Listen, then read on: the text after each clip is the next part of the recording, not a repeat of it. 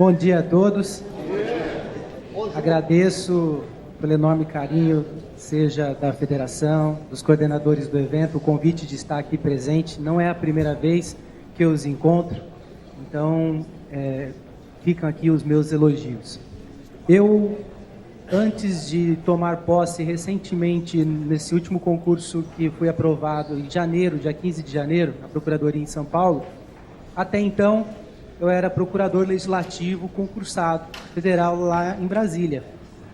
E, enquanto procurador legislativo federal, recebia incansavelmente e exaustivamente a figura de João Batista, acompanhado de Mauro Xavier, na qual eu era obrigado e carregado junto a ele, porque por estar fazendo parte da Comissão de Constituição e Justiça, como membro jurídico, analisando constitucionalidade / legalidade de projetos de lei, eu era carregado por ele, quase que à força. Então conheço intimamente a busca incessante da classe dos senhores. Então, talvez seja por isso também um dos propósitos de estar aqui presente. Mas eu vejo, senhores, que tudo demanda de conquistas. Quando fala que exaustivamente um projeto está há 11 anos buscando uma formação, um direito, uma garantia, quando quer colocar um oficial de justiça como uma função essencial da justiça, quando quer lhe conferir um porte de arma, quando quiser lhe dar uma garantia lá no juizado para que lhe conceda também aquela verba necessária para não ser o cobrador, como o João mencionou, para que possa dar o direito da fluência de um bom exercício regular da atividade funcional, óbvio, há necessidade, na minha concepção, que a minha concepção é o bastidor legislativo, para que o senhor tenha essa conquista, a necessidade de um meandro. Não basta somente alcançar um interesse de um parlamentar para que esse lhe pronuncie um direito dentro da casa legislativa. Há necessidade de ter um clamor social. O clamor social que eu digo, porque nada muda no Congresso. Um dos motivos de me fazer sair de lá é pela intolerância intragável da convivência e também pelo interesse em outro concurso. Mas o motivo que eu proponho aos senhores essa iniciativa de pulverizar, sedimentar e ser resiliente como são os membros da federação, dessa persistência, porque enquanto não tiverem decisões reiteradas quanto representatividade da classe, decisões reiteradas a respeito de cada direito isolado, em que pese falar do porte de arma, se vocês olharem isoladamente hoje esse instituto, vocês vão ver assim, mas a PF já se pronunciou, já tem uma normatização a respeito. Sim, senhores, mas ainda está no crivo da discricionariedade daquele órgão. Então, vocês concordam comigo que se isso for institucionalizado como porte funcional, não cabe mais à PF aquela extensão tamanha de subjetividade que lhe confere na hora de conceder um porte de arma. Continua sendo um ato discricionário, mas não com tanta subjetividade que o é. Quer dizer, como o João Batista falou, realmente é muito pontual. Uma coisa é você ter um porte de arma perfeitamente legítimo e se fazer uso dele numa situação perfeitamente legítima, numa repulsa injusta e necessária, você vai ser julgado, mesmo tendo porte de arma, sob a subjetividade do oficial de justiça ter porte de arma. E 2, se era necessário mesmo aquela repulsa iminente. Ao passo em que, se esse direito estivesse intitulado dentro de um organismo institucional como porte funcional, essa subjetividade não estaria ao crivo do judiciário. O judiciário partiria somente da análise da legítima defesa e não mais da caracterização da atividade de estar portando uma arma de fogo. Então, o que eu falo para os senhores, pessoal, é a íntima a intimidade legislativa que eu peço para que os senhores mergulhem nisso. Porque a letra da lei não é texto, é contexto. E esse contexto ele só é exteriorizado quando nós temos necessariamente decisões reiteradas e o legislativo só funciona na hora que ele vê uma manifestação popular ou decisões reiteradas de tribunais. Fora disso, não existe movimentação legislativa. 2, outra coisa que eu gostaria de falar para vocês. Em 2017, ainda enquanto procurador legislativo lá, eu lembro, se não me engano, o deputado Efraim, me corrija, a lei 9609 de 2018, ele quis trazer a figura da mediação, acrescentando, se não me engano, o inciso 7º ao artigo 154, não é isso? Mas vejam bem, senhores. Ah, mas teve iniciativa, que bacana, mas espera um pouquinho. Não é esse mesmo deputado que disse que vocês não tinham esse direito? Não é esse mesmo... É do DEM? Não é esse mesmo deputado que está pedindo agora, pedindo a mediação para os senhores? Não é esse mesmo que ele advogou dentro do próprio Congresso contra os oficiais de justiça, representando uma bancada expressiva? Que moral tem ele para pedir a mesma coisa que ele lutou contra os senhores? Esse é o primeiro marco do meu inconformismo. 2, senhores, vocês já viram um projeto de lei passar sem exposições de motivo? Esse é um deles que está lá. Se vai passar, vai ser o primeiro que eu conheço. São 3 parágrafos falando da instituição do oficial de justiça, mas não fala necessariamente do porquê da necessidade da mediação também ser conferida para um oficial de justiça. Senhores, eu estava dando aula recentemente, falo num passado próximo, aí foi começo de 2007, numa turma de um concurso federal, lá no Damásio, e no telepresencial tem mais de 20 mil alunos. Naquele oráculozinho que fica ali na frente, veio uma pergunta para mim, uma escrevente, salvo engano de São Paulo mesmo, mas ela estava em alguma das unidades, e veio a pergunta. E na hora que nós estávamos falando das funções essenciais da justiça ali, eu não incluí o oficial de justiça, mas fiz uma breve menção que ele poderia estar. Mas só não posso colocar, porque questões de concurso, eu tenho que colocar a expressão clara da lei e Constituição. Só posso falar isso.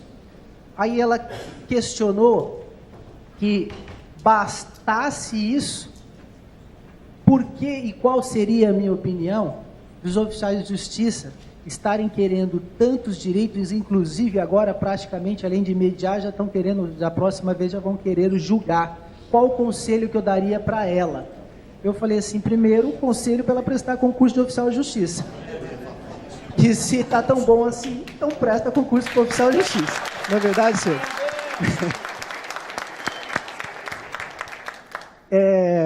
Em segundo, eu disse que quem chora mais... né? Quem pede mais chora menos. E vocês têm que ver o seguinte, eu não vejo a representatividade, se eu não me engano, acho que aquela classe, eu não sei, não conheço, acompanho muito a parte de critério sindical, mas eles devem estar dentro daquele sindicatão em São Paulo, não é isso?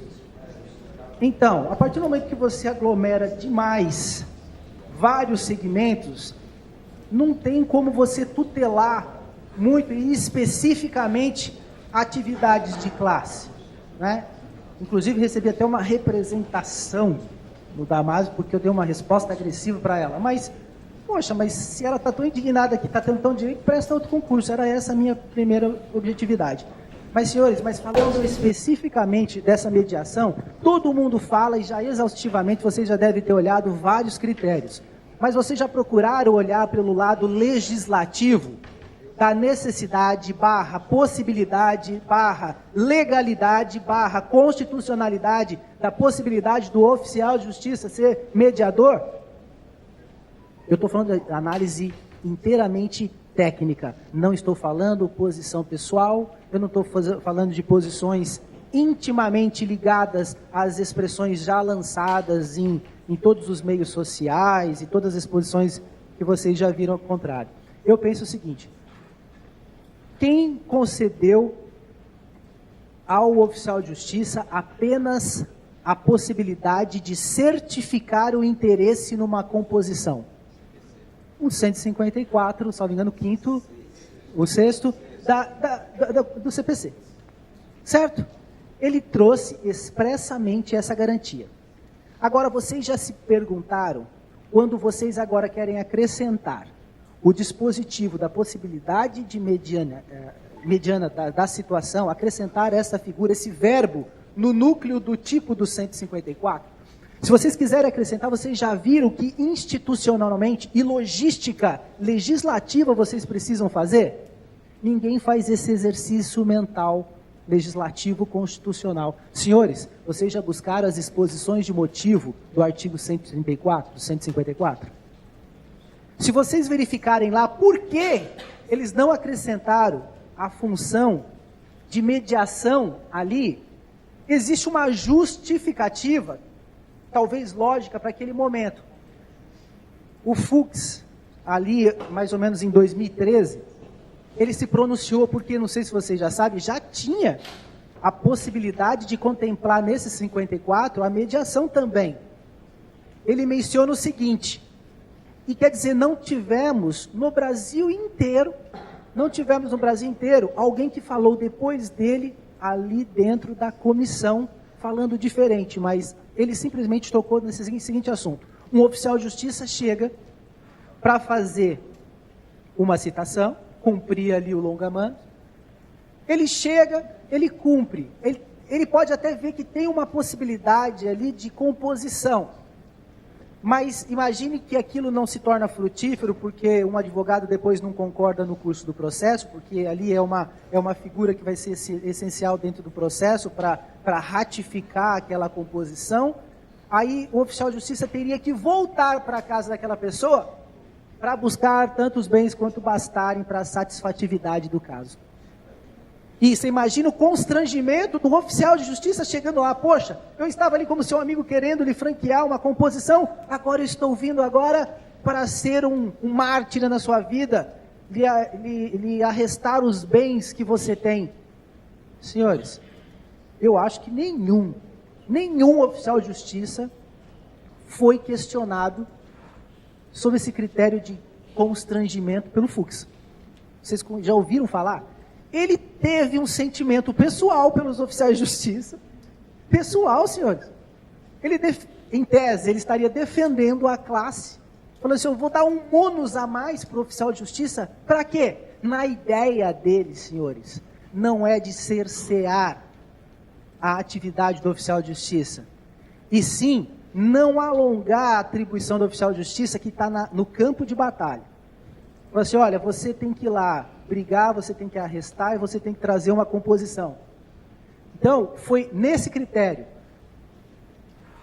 Existisse à época a representatividade que tem hoje, com certeza eu acredito que não estaríamos nem tratando desse assunto hoje, porque seria assunto pacífico. Mas, senhores, olha que momento lindo que poderíamos ter se manifestado. E não tivemos ali, naquele momento, um grito necessário para aquilo. Então, quer dizer, na hora da composição do artigo 154, ele tem atrás dele uma bagagem legislativa, um estudo. Então, eu não posso dar uma interpretação extensiva àquilo. Há necessidade de um novo pensamento. Daí, nós tivemos essa 9609, salvo engano, de 2018, é isso? Ela acrescenta o 7º, se não me engano, né, ao 154, uma coisa assim.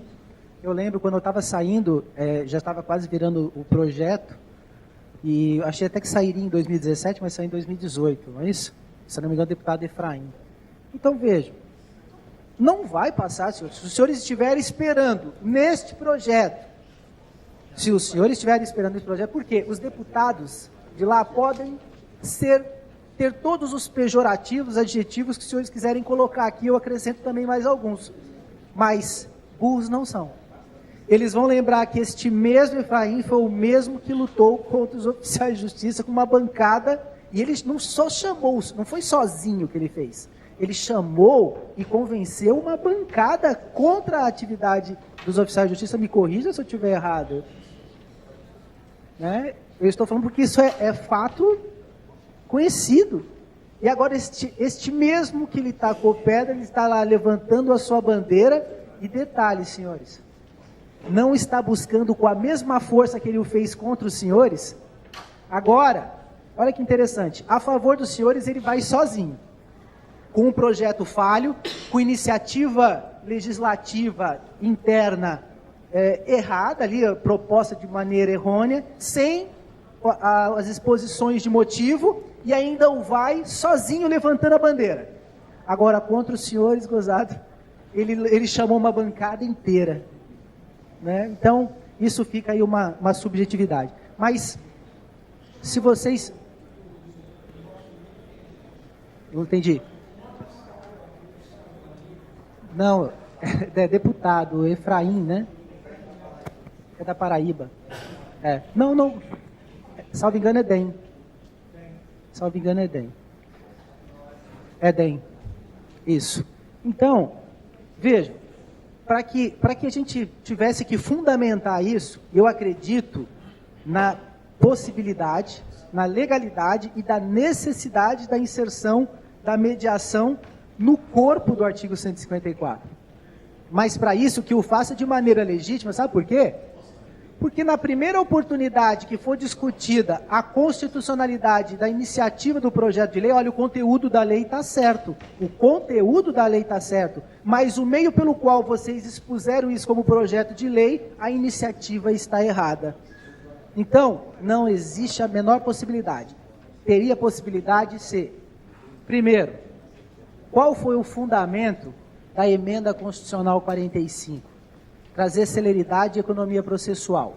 Aí logo de cara já tivemos ali umas 12 leis que trouxeram celeridade e economia processual, inclusive obrigando o legislador ordinário a legislar todas as próximas normas com economia e celeridade. E o Código de Processo Civil, ele veio com a maior missão. O Código de Processo Civil, ele veio com a maior missão daquela emenda constitucional 45, ou seja, dar celeridade. Então, se vocês partirem por um princípio, e se eu estivesse fazendo as exposições de motivo para o senhor, eu acrescentaria o seguinte: se tem o artigo 745A do Código de Processo Civil, que fala o seguinte: olha, agora o devedor ele pode oferecer 30% e o valor residual ele pode dividir em 6%. Por que o oficial de justiça não pode pegar essa figura do 745A e levar para a parte e falar assim: olha, amigo, você pode pagar 30% e dividir em 6 vezes. Isso não está bom para você? Chame-o ainda que tem que ser ratificado por um advogado e por que não mediado por um oficial de justiça nesse ato. Quer dizer, se o juiz pode conferir essa possibilidade, se ao juiz cabe a ele a obrigatoriedade durante todo o tempo do processo, durante todo o tempo, a conciliação. O oficial de justiça nada mais é do que a execução da exteriorização dos seus atos. Como é que as próprias exteriorizações de um juiz não tem que estender a mesma obrigatoriedade que é para ele? Quer dizer, fica um contrassenso. Se cabe ao juiz tentar a todo momento, inclusive pelo seu representante, que está ali executando a norma. Então, ali está a única base que autoriza a acrescentar um inciso 7º ao artigo 154. Então, há necessidade deste comportamento legislativo. Se vocês tiverem a curiosidade de ver, não sei se está fácil para ver na internet, mas existem 3 pequenos parágrafos de 4, 5 linhas de exposições de motivo desse projeto de lei, desse deputado Efraim, trazendo então a mediação ao artigo 154, como eu disse, sem representatividade política nenhuma, e ainda com vício ainda de iniciativa. E se vocês verificarem ali, ela fala da função institucional do oficial de justiça, mas não fala em momento algum da necessidade de mediação. Como é que uma proposta de mediação não toca na figura, na terminologia mediação, na sua própria exposição de motivos? Senhores, essa exposição de motivos, como bem informado aqui anteriormente por mim, ela tem que ser lida. Ela tem que ser lida. Então, apesar de que muitas das vezes a gente vê alguns parlamentares subindo nos púlpitos para poder se manifestar, mas existe sempre um membro da Comissão de Constituição e Justiça que sobe antes para explicar ali, cientificamente, o porquê chegar naquilo. Quer dizer, então, hoje, se alguém estiver buscando, aguardando um significado desse projeto de lei, eu não aconselho esperar. Né? Não aconselho esperar diante da ausência aí de critérios lógicos e técnicos específicos que diz respeito à área. Bom, ainda sobre essas garantias, eu vejo o seguinte: o João, algumas das vezes que nos encontramos em Brasília, ele toda vez que ele queria exteriorizar um direito, além da sua busca insistente, porque ele é irritantemente insistente lá, e parabéns por isso, eu queria um representante meu assim, mas e conforme ele me convencia a visitar alguns parlamentares que eu também conhecia, para também fazer valer as frentes. Lembra disso, João? Para fazer valer essas frentes dos senhores. Por quê? Para ter realmente ali uma exteriorização, porque quando um deputado levanta a mão, vários outros já foram acionados. Que eu vou falar para vocês, saía de uma porta, entrava em outra, pedindo ali o clamor para os oficiais de justiça ali. Então, o João é visto ainda sobre essa figura. E por causa disso, senhores, muito me entristece de ver, inclusive, a história que nós tivemos agora, um passado recente, de compras de carta sindical. Se tem uma carta sindical que foi legítima e de uma luta incansável, insistente, e que, sem qualquer razão financeira, mas intrinsecamente institucional, foi dos oficiais de justiça.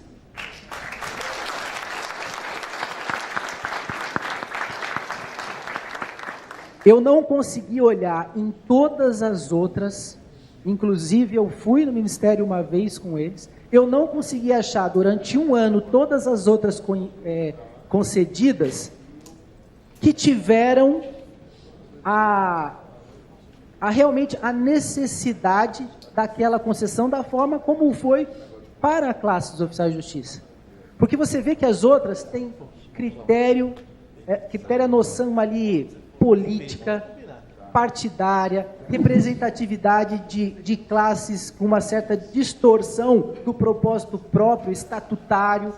Então, fere a ordem. Então, qualquer ataque a essa concessão é atentar-se a uma irresponsabilidade da classe. Né? Jamais poderia fazer isso. Eu vejo que os oficiais de justiça, salvo engano, são mais de 30 mil no Brasil, não é isso? 33 mil no Brasil. Então, vejam, existem alguns estados em que valorizam o oficial de justiça, ainda que não consagrado ali legalmente, constitucionalmente, mas o considera como função essencial da justiça. Enquanto outros estados não lhe conferem e ainda lhe querendo tirar a atribuição como se não mais o servisse para aquele estado, não necessariamente por conhecer tecnicamente ou naquele estado ele tiver algum propósito, mas por extrema vaidade política. Não existe como retirar a figura oficial de justiça, porque para você retirar o oficial de justiça é a mesma coisa que falar assim: juiz, eu estou retirando do seu mandado a sua força, a sua execução. Não, mas eu posso... Eu vi um governador uma vez falando: mas eu posso mandar a ordem para a polícia militar. Nós podemos qualificar a polícia militar para executar a ordem. Mas espera um pouquinho, com todo o respeito a esse nobre político, governador, ele pela ignorância suprema jurídica dele, ele já leu as funções institucionais da polícia? Ele já leu as funções institucionais que ela reproduz texto constitucional, ipsis literis, que não configura e nem passa perto das atribuições essenciais ali do oficial de justiça? Então, senhores, todas as vezes, sem exceção, que você vê uma crítica à figura institucional do oficial de justiça, ou é por vaidade, ou é por ausência de conhecimento técnico. Porque se realmente conhecesse a função essencial institucional de cada exposição, de cada servidor, necessariamente nós teríamos um resultado prático e ainda uma satisfatividade muito mais breve do que essa luta. Mas eu vejo agora um futuro de lutas que tenham conquistas mais breves, porque eu acho que o pior já passou. Vocês hoje têm uma representatividade, e essa representatividade se faz valer por um representante que eu assisti e sou testemunha dele, que o vejo ser muito assíduo diante dessa figura do João Batista, na qual eu tenho muito apreço. Primeiro eu aprendi a admirá-lo para depois ser amigo dele. Viu, João? E fica aqui para os senhores um forte abraço para cada um dos senhores. Se sintam privilegiados, seja pela representatividade, seja pela função que para mim é essencial, é justiça. Forte abraço.